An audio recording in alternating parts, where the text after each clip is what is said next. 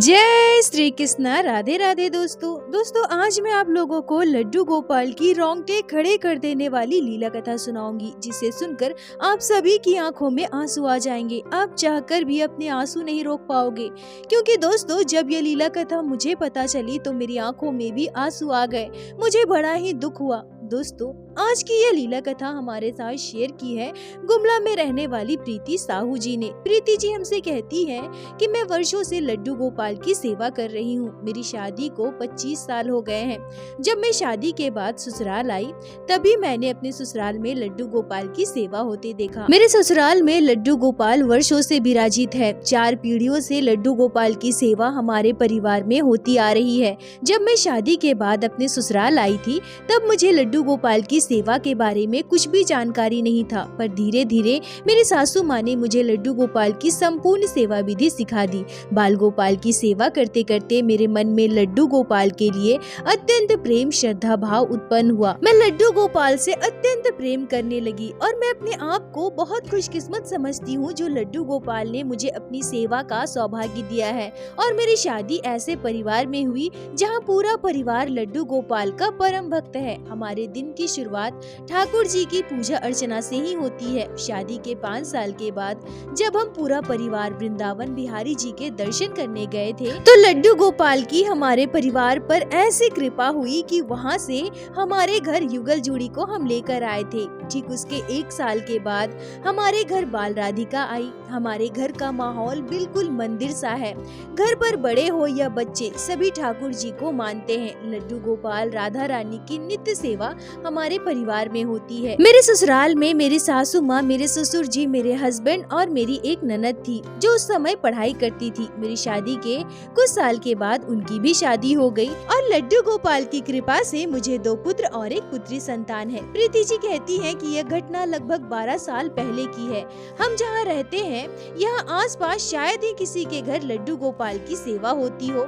हाँ, लड्डू गोपाल के बारे में पता सबको था। जन्माष्टमी के दिन सभी राधा कृष्ण के मंदिर जाते थे जहाँ लड्डू गोपाल की पूजा होती थी। बाल गोपाल को झूला झुलाया जाता था। सबको यह भी पता था कि लड्डू गोपाल को घर में विराजित कर उनकी नित्य सेवा होती है। परंतु हमारे झारखंड में अधिकतर लोग नॉनवेज खाते हैं, मांसाहारी भोजन करते हैं, इसलिए लड्डू गोपाल की सेवा करने से कतराते हैं। बाल गोपाल से प्रेम भी करते हैं, भगवान श्री कृष्ण को मानते भी है, पर साथ ही साथ लोग यह भी सोचते हैं कि अगर हम लड्डू गोपाल को अपने घर लेकर आएंगे, उनकी सेवा करेंगे तो हम मांस मछली नहीं खा पाएंगे, जो कि उनके लिए बिल्कुल भी संभव नहीं है। और जो लोग मांसाहार नहीं करते हैं उनमें से मूलतः लोगों का यह मानना है कि लड्डू गोपाल की सेवा बहुत कठिन होती है। बाल गोपाल को 4 पहर का भोग लगाना पड़ता है, उन्हें स्नान करवाना पड़ता है, प्रत्येक दिन उनका श्रृंगार करना पड़ता है, उन्हें सुलाना पड़ता है, जगाना पड़ता है। इतना हम सब नहीं कर पाएंगे। ऐसे बहुत सारे कारण और बहाने हैं जिस वजह से लोग लड्डू गोपाल को अपने घर नहीं लाते थे। और मैं यह सारी बातें इतने यकीन से इसलिए कह पा रही हूँ क्योंकि हमारे आसपास जितने भी पड़ोसी थे, जितने भी परिवार रहा करते थे, और जब वो हमारे घर आकर लड्डू गोपाल, बाल राधिका, युगल सरकार की सेवा होते देखते थे तो यह कहते थे कि अरे बाप रे, तुम लोग इतना सब कुछ कैसे कर लेते हो, अरे हमसे तो नहीं हो पाएगा। खैर अब इतने वर्ष बीत जाने के बाद लोगों की मानसिकता में बदलाव आ रहा है। लोग मोबाइल पर देखकर बहुत सारी चीजें जान रहे हैं, बहुत सारी चीजों का ज्ञान ले रहे हैं, और अब धीरे धीरे सभी के घर लड्डू गोपाल हमारे पड़ोस में भी पूजे जाते हैं, लड्डू गोपाल की सेवा की जाती है। प्रीति जी कहती है कि जैसा कि मैंने बताया यह घटना लगभग 12 साल पहले की है। मेरे ससुर जी और मेरे हस्बैंड दोनों सरकारी बैंक में नौकरी करते थे। अभी 5 साल पहले मेरे ससुर जी रिटायर्ड हुए हैं और मेरे हस्बैंड की पोस्टिंग रांची में है। हमारे यहाँ की शिक्षा व्यवस्था उस समय इतनी अच्छी नहीं थी, इसलिए हमने अपने तीनों बच्चों को बेहतर शिक्षा के लिए जमशेदपुर के हॉस्टल में रखा था। ससुर जी और मेरे हस्बैंड दोनों बैंक अपने काम पर चले जाते थे। घर पर मैं और मेरी सासू माँ और हमारे ठाकुर ठकरानी। मेरी सासू माँ घर के कामों में भी मेरी मदद किया करती थी।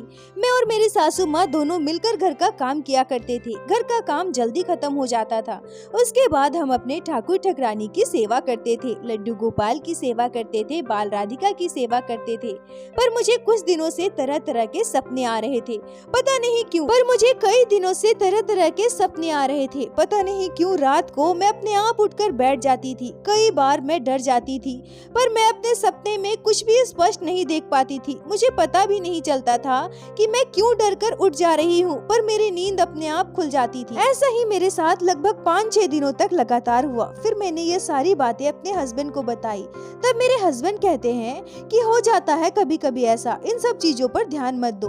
तब मैंने अपनी सासू माँ को बताना चाहा, तो मेरे हस्बैंड कहते हैं कि मम्मी पापा को क्यों बताओगी, बेवजह वो लोग परेशान हो जाएंगे, रहने दो, तुम बस इन सब चीजों पर ध्यान मत दो। प्रीति जी कहती हैं कि फिर मैं भी इन सब चीजों पर ध्यान नहीं देती थी, पर मेरे मन में ये सारी बातें चलती रहती थी। मुझे रात को बहुत डर लगता था, पता नहीं क्यों, पर एक अजीब सी घबराहट होती थी, बहुत बेचैनी सी होती थी। तभी कुछ दिनों के बाद मैंने एक दिल दहलाने वाला सपना देखा। मैं अपने सपने में देखती हूँ कि हमारे घर विराजित लड्डू गोपाल, बाल राधिका, युगल सरकार सभी किसी एक ऐसी जगह में बैठे हुए हैं जिस जगह को मैं बिल्कुल भी नहीं पहचानती, और उनके दूसरे तरफ बिल्कुल पास ही एक दूसरे लड्डू गोपाल विराजित है। हमारे घर के लड्डू गोपाल, राधा रानी सभी सुंदर सुंदर आसन में बैठे हुए हैं, पर वो दूसरे वाले लड्डू गोपाल जमीन पर बैठे हुए हैं। उनके ऊपर कोई पोशाक भी नहीं थी, बिल्कुल काले पड़ चुके थे। मैं देखती हूँ कि हमारे घर के ठाकुर ठाकुरानी को तरह तरह के फल मिठाइयों का भोग लगाया गया है। वहीं दूसरी और दूसरे वाले लड्डू गोपाल ऐसे ही भूखे बैठे हुए हैं, और मैं सब कुछ वहाँ खड़ी होकर देख रही थी, पर मैं उस दूसरे लड्डू गोपाल को भोग नहीं लगा रही थी, न ही मैं उन्हें गोद में उठा रही थी। और इतना देखते ही मेरा सपना टूट जाता है। प्रीति जी कहती है कि बिल्कुल व्याकुल कर देने वाले सपने को देखकर मेरा दिल बहुत घबराने लगता है। मैं समझ ही नहीं पाती हूँ कि मैंने ऐसा सपना क्यों देखा। हमारे घर के ठाकुर ठाकुरानी, बाल गोपाल, बाल राधिका तो ठीक है, पर वो दूसरे वाले लड्डू गोपाल कौन थे, क्यों वो ऐसी अवस्था में बैठे हुए थे, और जब मैं उन्हें वहाँ खड़ी होकर देख रही थी तब मैंने उन्हें गोद में क्यों नहीं उठाया, मैंने उन्हें भोग क्यों नहीं लगाया। ये सपना मैं लगभग 2 महीने तक हर 5-10 दिन में देखा करती थी। अब मैं पूरी तरह से परेशान हो चुकी थी। तब मैंने यह पूरी बात अपने सासू माँ से कही। मैं और मेरी सासू माँ, हम दोनों हमारे गुरुजी के पास गए और उन्हें पूरी बात बताई। गुरुजी भी मेरे इस सपने के बारे में कुछ भी समझ नहीं पा रहे थे। उन्होंने हमसे यह कहा कि शायद ऐसा हो सकता है कि आपके आसपास कोई ऐसे लड्डू गोपाल होंगे जिनकी अच्छी तरह से सेवा नहीं हो रही होगी, शायद वही आपके सपने में आ रहे होंगे। आप लोग एक काम कीजिए, आपके आसपास पता कीजिए, किसी के घर ऐसे लड्डू गोपाल हैं क्या, तो आप उन्हें अपने घर लेकर आइए और उनकी सेवा कीजिए। प्रीति जी कहती हैं कि अब मैं और मेरी सासू माँ और भी परेशान हो गए, क्योंकि हमारे आसपास तो किसी के घर भी लड्डू गोपाल थे ही नहीं। फिर ऐसी अवस्था में कैसे हो सकते हैं। फिर भी हमने अपने आसपास पता किया, सभी से पूछा, सबसे बात की, पर किसी के घर भी लड्डू गोपाल नहीं थे। अब हम क्या करें। प्रीति जी कहती है कि मैं बार बार कोशिश करती थी कि मैं इस बारे में ध्यान ना दूं, पर बार बार मुझे मेरा सपना याद आता था। मैं क्या करूं। एक दिन जब मैं अपने घर पर लड्डू गोपाल और राधा रानी की सेवा कर रही थी, उन्हें स्नान करवा रही थी, उनका श्रृंगार कर रही थी, तब अपने आप मेरी आंखों में आंसू आ जाते हैं। पता नहीं क्यों, पर मुझे उस दूसरे लड्डू गोपाल की याद आ गई थी। ऐसा लग रहा था मानो वो लड्डू गोपाल मुझे पुकार रहे हैं। जिस अवस्था में मैंने उनके दर्शन किए थे, वो निवस्त्र थे, भूखे प्यासे, बिल्कुल काले पड़ चुके थे, और वो जमीन पर बैठे हुए थे। मुझे लग रहा था कि वो मुझे पुकार रहे हैं, काश मैं उनके पास जा पाती। प्रीति जी कहती हैं कि मैं अपने लड्डू गोपाल को उस समय स्नान करवा रही थी। अपने आप मेरी आंखों से आंसू बहने लगते हैं, मैं रोने लगती हूँ। मैं अपने कान्हा, अपने राधा रानी से कहती हूँ कि हे कान्हा, क्यों मुझे ऐसी अवस्था में मेरे सपने में दर्शन दे रहे हो।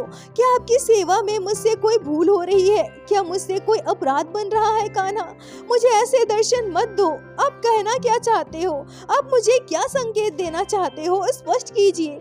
ऐसे मुझे दर्शन मत दीजिए कान्हा, मैं बर्दाश्त नहीं कर पाऊंगी। प्रीति जी कहती है कि अब हर बार ऐसा होता था कि जब मैं अपने लड्डू गोपाल को भोग लगाती थी या उनकी सेवा करती थी, तो मुझे उस दूसरे लड्डू गोपाल की याद आ जाती थी। और मैं आप सभी को बता दूं कि इस बीच मुझे सपना आना बिल्कुल बंद हो चुका था, पर यह पूरी पूरी घटना मेरे दिमाग में ऐसे बैठ चुकी थी कि मैं उसे भूल ही नहीं पा रही थी।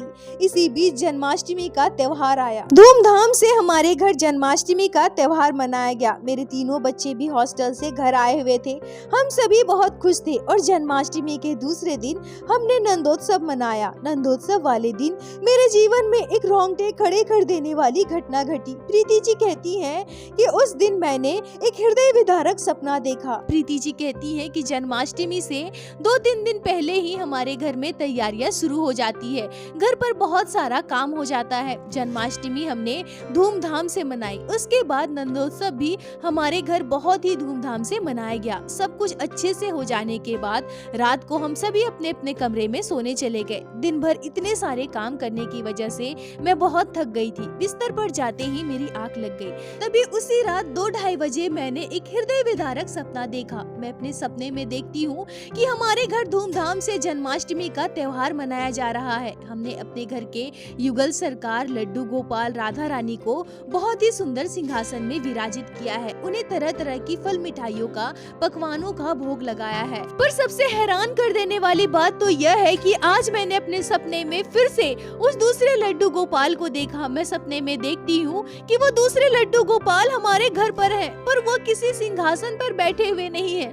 शायद वो किसी फटे पुराने कपड़े के ऊपर बैठे हुए हैं। हमने अपने घर के ठाकुर को फल मिठाइयों का तरह तरह के पकवानों का भोग लगाया है। वहीं दूसरे लड्डू गोपाल को जो भोग लगाया गया है उसे सुनकर आपका कलेजा कांप जाएगा। दोस्तों, प्रीति जी रोते हुए कहती हैं कि मैं अपने सपने में एक ऐसा दृश्य देखती हूँ जिसे सोचकर भी रूह कांप जाती है। मैं अपने सपने में देखती हूँ कि लड्डू गोपाल के आगे एक बड़ी सी कटोरी में मांस रखा हुआ है और वहीं एक गिलास में कुछ रखा हुआ है। मुझे नहीं पता कि वो क्या था, पर उसका रंग लाल था। शायद कोई शरबत या फिर कोई दूसरा पेय पदार्थ होगा, मुझे नहीं पता। और इतना ही नहीं, मैं यह भी देख पाती हूँ मैं सब कुछ देख रही हूँ पर कुछ भी नहीं कर रही हूँ। ना ही मैं उस लड्डू गोपाल के आगे से मांस की कटोरी हटाती हूँ, ना ही मैं उस लड्डू गोपाल को गोद में उठा पाती हूँ। पर क्यों मैं कुछ नहीं कर रही थी। मैं सब कुछ खड़े होकर चुपचाप देख रही थी। ऐसा लग रहा था मानो मुझे कोई फर्क ही नहीं पड़ रहा है। तभी एकाएक मेरा सपना टूट जाता है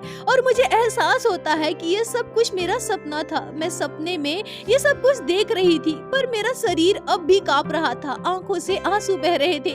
मैं समझ नहीं पा रही थी कि मैं क्या करूं, क्या बोलूं। कुछ भी बोल नहीं पा रही थी, ना मैं जोर से चिल्ला पा रही थी। थोड़ी देर इसी मुद्रा में मैं बैठी रही और फिर हिम्मत करके मैंने अपने हस्बैंड को जगाया। मेरे हस्बैंड जब उठे और मेरी ऐसी अवस्था देखी तो वो बिल्कुल डर गए। उन्होंने मेरी सासू माँ और ससुर जी को जगाया। सभी दौड़कर मेरे पास आए। मेरी सासू माँ मुझे शांत करवाती है, मुझे चुप करवाती है, मेरे हाथ पाँव दबाती है। तब मैं रोते हुए सभी को अपने सपने की बात बताती हूँ। मेरे सपने की बात जानकर सभी आश्चर्य थे। हम समझ नहीं पा रहे थे कि मुझे बार बार ऐसा सपना क्यों आ रहा है। वो लड्डू गोपाल मुझे क्यों दिखाई दे रहे हैं। मेरी सासू माँ कहती है कि कहीं हमसे जन्माष्टमी की पूजा विधि में कोई भूल तो नहीं हुई हो, कहीं हमसे कोई अपराध तो नहीं बना है। प्रीति जी कहती हैं कि हम सभी बहुत डर गए थे क्योंकि लड्डू गोपाल वर्षों से हमारे घर विराजित थे। पीढ़ियों से हमारे घर उनकी पूजा सेवा होती है।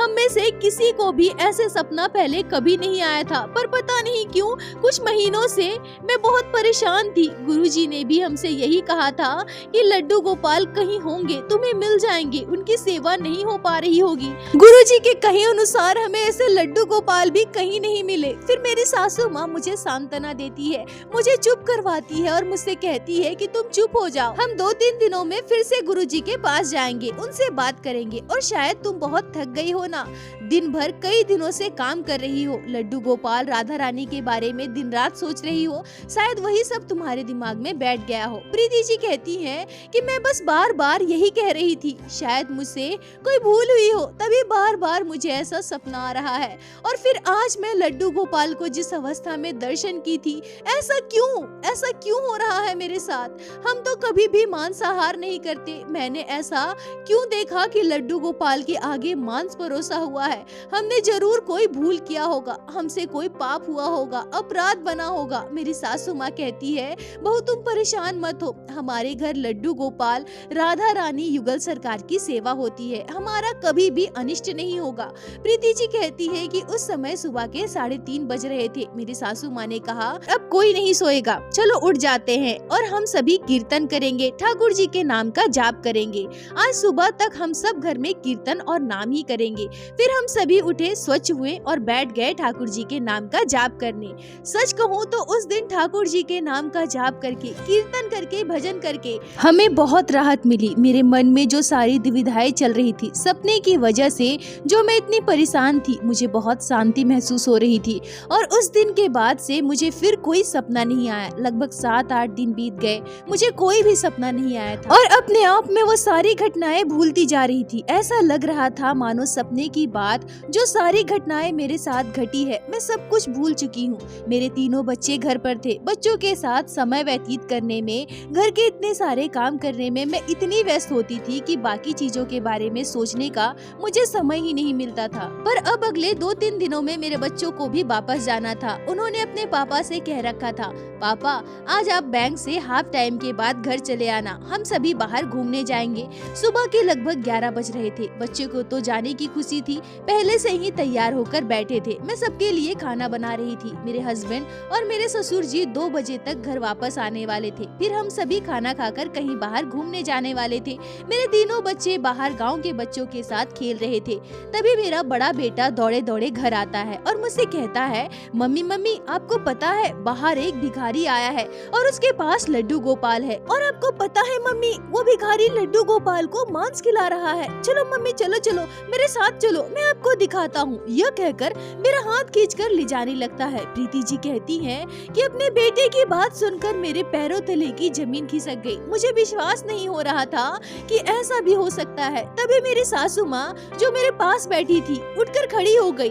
मेरे बेटे से कहती है कि कहाँ, कौन भिखारी है, क्या बोल रहे हो? तो मेरा बेटा कहता है, चलिए दादी चलिए, मैं आपको दिखाता हूँ। एक भिखारी बाहर बैठा हुआ है और आपको पता है दादी, वो लड्डू गोपाल को मांस खिला रहा है। चलो ना दादी चलो, मैं आप लोगों को दिखाता हूँ। प्रीति जी कहती हैं कि मैं और मेरी सासू माँ दौड़ते हुए अपने बेटे के साथ जाते हैं और जाकर देखते हैं कि हमारे घर के थोड़ी ही दूर पर एक छोटा सा ग्राउंड है जिसमें बच्चे खेलते हैं। वहाँ पेड़ के नीचे एक भिखारी बैठा हुआ है, बहुत सारे बच्चे उसे घेरे हुए हैं। हम दोनों सास बहू वहाँ पहुँचते हैं। भिखारी चुपचाप अपना झोला लेकर बैठा हुआ था। बच्चे उसे घेरे हुए थे। वो वहाँ से जाना चाहता था पर बच्चे उसे घेर कर खड़े हुए थे। हम उससे कहते हैं कि दिखाओ दिखाओ तुम्हारे पास कौन सी मूर्ति है, पर वो भिखारी कुछ बोल ही नहीं रहा था। हम सास बहू को देखकर वो बिल्कुल डर गया था, सहम गया था। मेरी सासू माँ उसे डांट रही थी कि तुम्हारे पास क्या है, दिखाओ हमें। पर वो भिखारी ना कुछ कह रहा था, ना ही वो अपने झोले में से मूर्ति निकालकर हमें दिखा रहा था। बार बार मेरी सासू माँ और मैं उससे कह रहे थे कि तुम्हारे पास कौन सी मूर्ति है, हमें दिखाओ तो सही। पर वो तो वहाँ से भागना चाहता था, कुछ कह ही नहीं रहा था। हमारे चिल्लाने की आवाज सुनकर हमारे पड़ोसी भी वहाँ पहुँच गए और सभी को जब हमने वह बात बताई जो मेरे बेटे ने हमें बताया था, तो सभी बिल्कुल चौंक गए। सारे बच्चे जो वहाँ खड़े थे वो भी कह रहे थे कि हाँ, इसके पास एक मूर्ति है, उस मूर्ति को ये मांस खिला रहा था। और बच्चे यह भी बताते हैं कि मूर्ति को शराब पिला रहा था, बहुत बदबू आ रही थी। प्रीति जी कहती है कि मुझे अपने बेटे के बात पर कुछ पल के लिए विश्वास नहीं हुआ था, पर जब सारे बच्चे एक ही बात कहने लगे थे तो अंदर से मुझे बहुत व्याकुलता होने लगी। कौन सी मूर्ति है? और मेरा बेटा तो लड्डू गोपाल को भली भांति को पहचानता है ना, वो भला किसी और मूर्ति को लड्डू गोपाल क्यों बताएगा? प्रीति जी कहती हैं कि बहुत देर तक हम उस भिखारी से पूछते रहे, बार बार हमने पूछा कि क्या है तुम्हारे झोले में, हमें दिखाओ, पर वो भिखारी कुछ भी कहने को तैयार ही नहीं था। वो अपने मुंह से एक भी शब्द नहीं निकाल रहा था। तभी मेरे हस्बैंड वहाँ आ जाते हैं। मेरे हस्बैंड को जब पूरी बात का पता चलता है तो वो भी बार बार भिखारी से पूछते हैं कि तुम्हारे झोले में क्या है, तुम कुछ बोलते क्यों नहीं, कौन सी मूर्ति है, हमें निकाल कर दिखाओ। फिर मेरे हस्बैंड और हमारे पड़ोस का एक लड़का जबरदस्ती उस भिखारी का झोला छीन लेते हैं और झोले का सारा सामान जमीन में उड़ेल देते हैं। और तभी उस झोले में से लड्डू गोपाल का श्री विग्रह गिरता है, जिसे देखकर हम सबकी आंखें फटी की फटी रह जाती है। लड्डू गोपाल का श्री विग्रह पूरी तरह से निवस्त्र था। लड्डू गोपाल बिल्कुल काले पड़ चुके थे।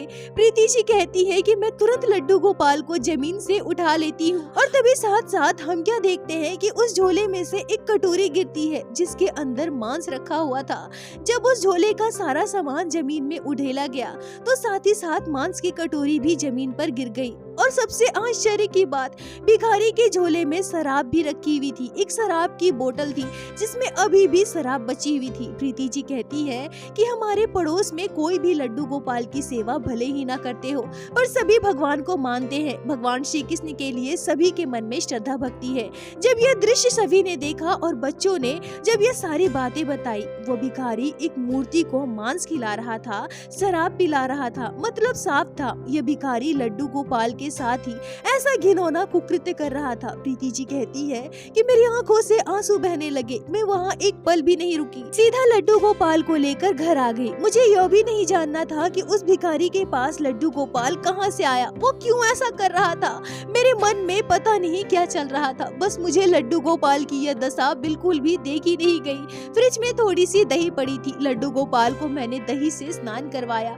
हमारे घर में लड्डू गोपाल की सेवा होती है तो घर पर पोशाकें थी, मैंने उसी पोशाक में से एक पोशाक लड्डू गोपाल को धारण करवाया। हमारे घर के मंदिर में लड्डू गोपाल को विराजित कर उन्हें भोग लगाया। मेरे सासू माँ, हस्बैंड सभी घर आ गए और उन लोगों ने यह बताया कि भिखारी की मानसिक स्थिति ठीक नहीं है। बार बार पूछने पर उसने यह बताया कि उसे यह लड्डू गोपाल किसी के घर से मिले हैं। अब कहाँ से मिला, किनके लड्डू गोपाल है, वो भिखारी तो इतना नहीं बता पाया। और जब उस भिखारी से यह कहा गया कि तुम्हें पता नहीं है ये भगवान है, तुम भगवान को मांस खिला रहे हो, शराब पिला रहे हो, तब वो भिखारी कहता है कि मैं तो इतनी महंगी महंगी चीजें भगवान को खिला रहा हूँ ना, मुझे पता है ये भगवान है, भगवान को अच्छी अच्छी चीजें, महंगी महंगी चीजें खिलाऊंगा तो भगवान खुश हो जाएंगे और मुझे ढेर सारा पैसा देंगे। प्रीति जी कहती है कि भिखारी की मानसिक स्थिति ठीक नहीं थी, इसलिए उसे सबने वहाँ से जाने दिया। मतलब साफ था, हो ना हो भिखारी लड्डू गोपाल को शायद किसी के घर से उठा लाया होगा या फिर पता नहीं उसके पास लड्डू गोपाल कहाँ से आए। पर वजह चाहे कुछ भी हो, हमारे लड्डू गोपाल बाल गोपाल के साथ बहुत ही दुखद घटना घट गई। प्रीति जी कहती है कि अब हम सभी का ध्यान गया। मैंने जो दृश्य देखा था, मेरे सामने लड्डू गोपाल को मांस का भोग लगाया गया था, शराब जैसी कोई चीज वो उनके आगे रखी हुई थी और मैं सब कुछ खड़ी होकर देख रही थी। लड्डू गोपाल निवस्त्र थे, फटे कपड़े के ऊपर बैठे हुए थे। मतलब साफ था कि ये वही लड्डू गोपाल है। उस भिखारी को मैंने पिछले कई महीनों से हमारे घर के आसपास घूमते देखा है। कई बार मेरे घर पे वो मांगने भी आया था और मैंने उसे खाने की चीजें भी दी थी।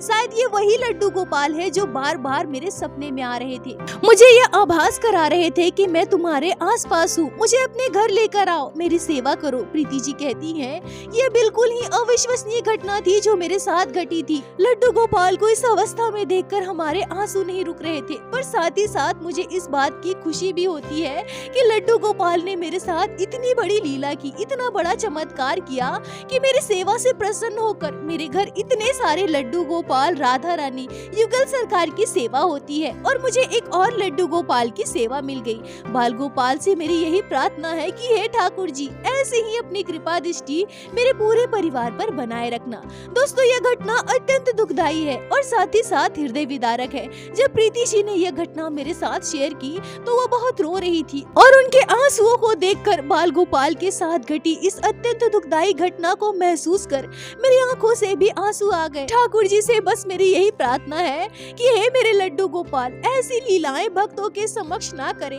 हम भक्त आपकी ऐसी दशा बिल्कुल भी बर्दाश्त नहीं कर सकते। हे ठाकुर जी, भक्तों पर कृपा करे लल्ला। दोस्तों, प्रत्येक दिन की भांति आप सभी भक्तों से मेरी यही प्रार्थना है, ठाकुर जी की भक्ति कीजिए, लड्डू गोपाल की सेवा कीजिए, नाम जाप कीजिए और एक बार मेरे साथ प्रेम से कहिए, बोलो बाके बिहारी लाल की जय, लड्डू गोपाल की जय, जय जय श्री राधे। दोस्तों, यदि आप लोगों को आज की यह लीला कथा अच्छी लगी हो, आपके हृदय को स्पर्श की हो, तो कृपया वीडियो को लाइक करके अपने दोस्तों के साथ शेयर अवश्य करें, जिससे बाकी भक्त भी लड्डू गोपाल की इस अद्भुत लीला कथा को श्रवण कर सके।